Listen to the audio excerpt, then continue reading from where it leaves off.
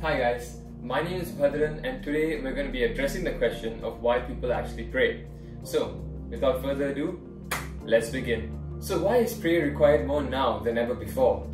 In our current materialistic world, people often tend to attach a lot of their self-importance and self-value on increasingly inanimate objects and superficial things, such as the size of their house, the size of their cars, the number of zeros on the end of their paycheck.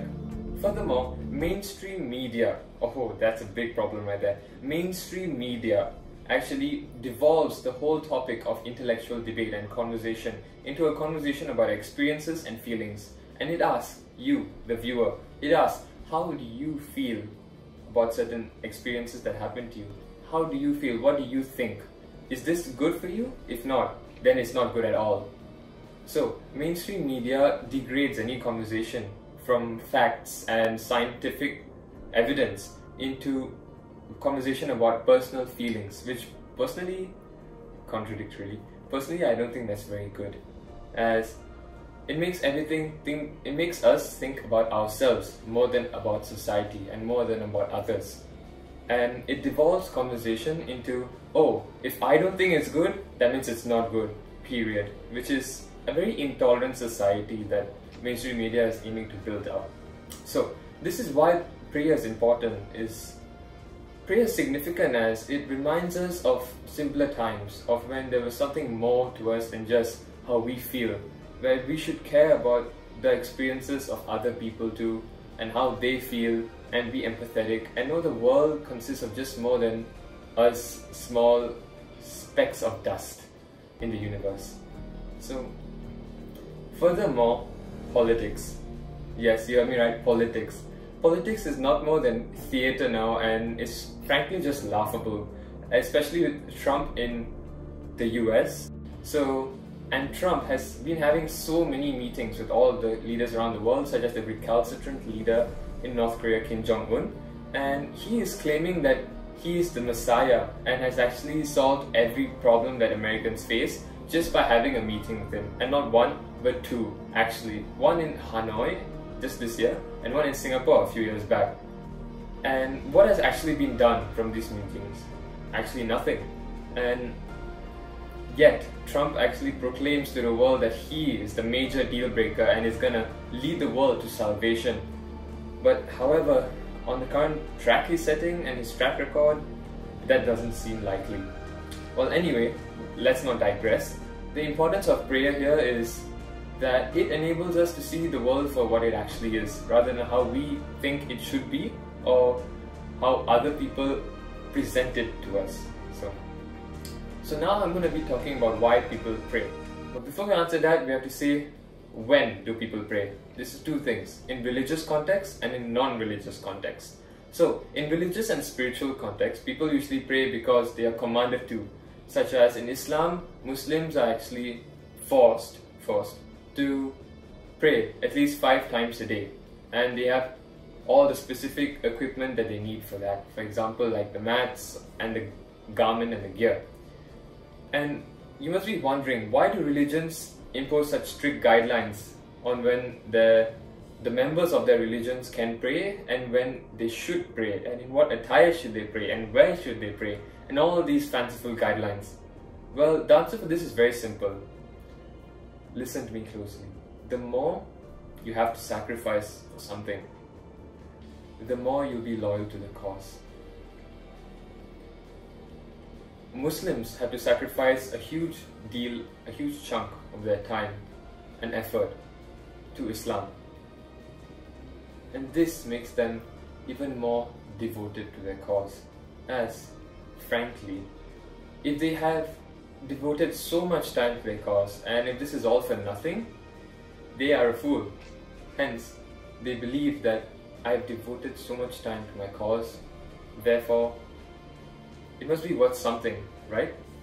So that's about religious context, and that is in general. And even when, yes, and do you know why most religions often force the members of the religion to actually pray in like temples or mosques or places of worship instead of wherever they like?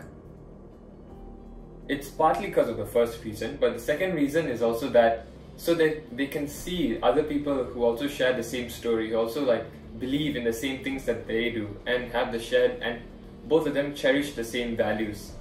They can be in that atmosphere in which praying for something is encouraged and which everyone thinks the same thing as they do, thus like affirming their faith to their cause.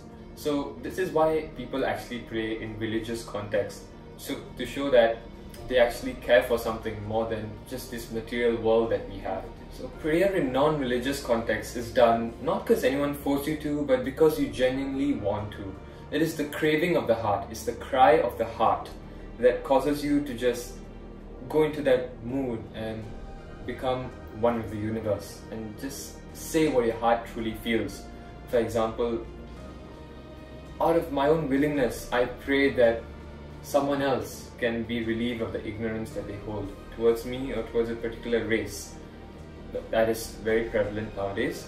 And one of the most important things about prayer that people seem to miss out is the emphasis of the word itself. Prayer is not the same as concern. Prayer is not the same as caring for someone. Prayer is a whole another realm by itself. Even though both of the words are synonyms, that means they have similar meanings. Similar does not mean the same. Therefore, this implies that they actually have a difference.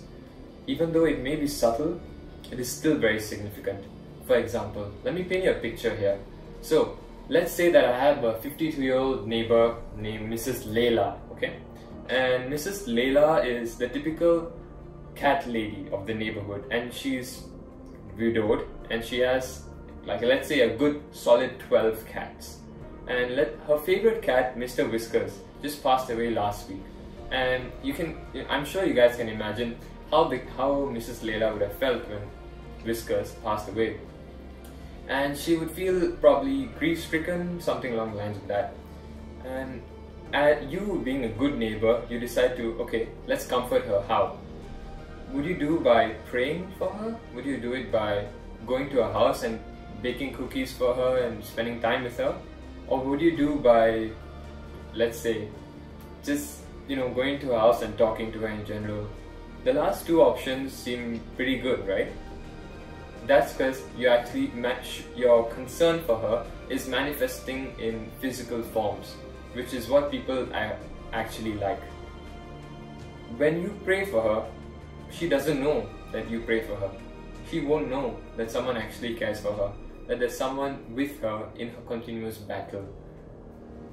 The feeling of, hey, you're not alone, I'm with you, you can keep doing this, just keep going. That's the most important feeling that Mrs. Leila is missing in her life. And you being beside her is way more important than you praying for her. So, with that out of the way, we can continue. Prayer is not something to be taken very lightly. We can't just throw around the word every day in our usage. Hey, did your coffee spill on your shirt? Or, I pray that you'll be able to wipe it up. Doesn't seem right, does it?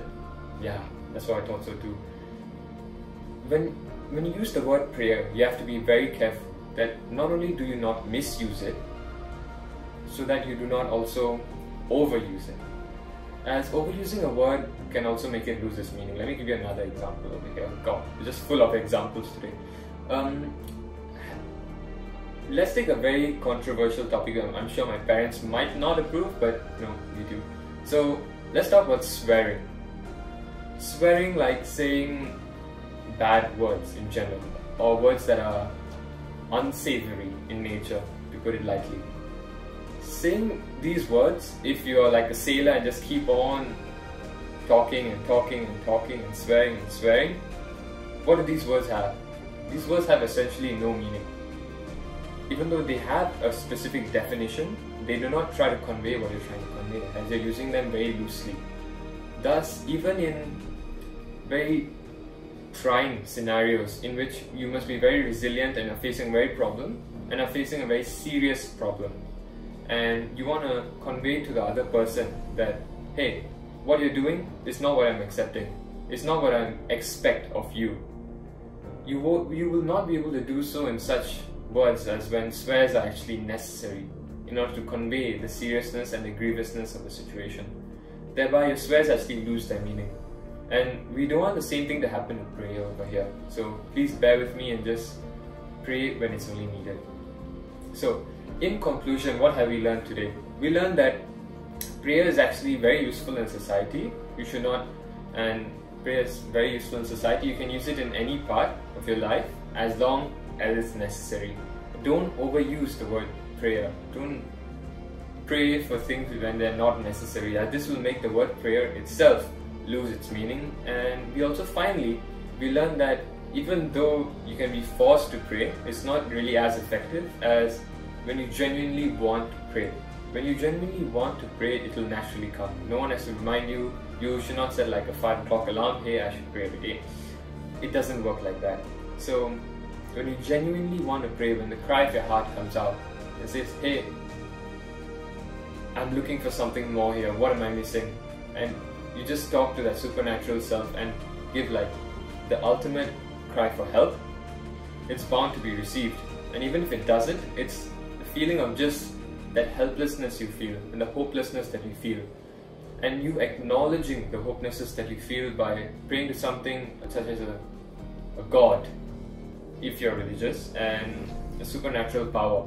It's through that acknowledging your hopelessness and acknowledging the despair that you face that one can actually grow.